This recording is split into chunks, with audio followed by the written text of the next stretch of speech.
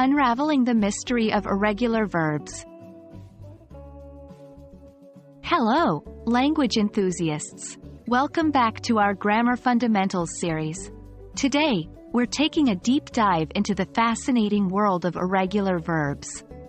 By the end of this video, you'll have a strong understanding of what makes a verb irregular, why they exist, and how to use them correctly. Let's get started. So, what exactly are irregular verbs?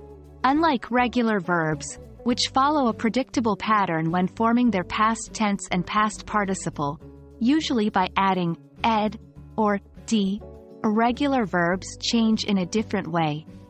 They don't follow a consistent rule, which is why they're called irregular. For example, go becomes went, and see becomes saw. Now that we know what irregular verbs are, let's explore their key characteristics. 1. Change in spelling. Irregular verbs often change spelling in the past tense and past participle. For example, write becomes wrote, past tense, and written, past participle. 2.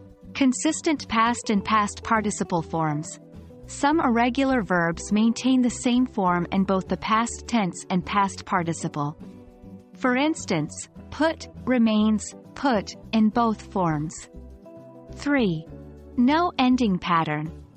Unlike regular verbs, there is no specific ending pattern for irregular verbs in past tense and past participle. 4. Must be memorized. Due to their irregularities, these verbs usually need to be memorized for proper usage. Let's look at some examples of irregular verbs and how they change. Fly changes to flew, past tense, and flown, past participle. Speak becomes spoke and spoken. Swim becomes swam and swum. Begin becomes began and begun. Break becomes broke and broken. Remember, practice is key when learning irregular verbs.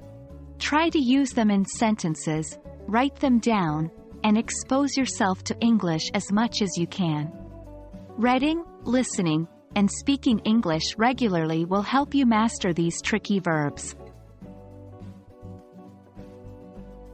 And that wraps up our exploration of irregular verbs.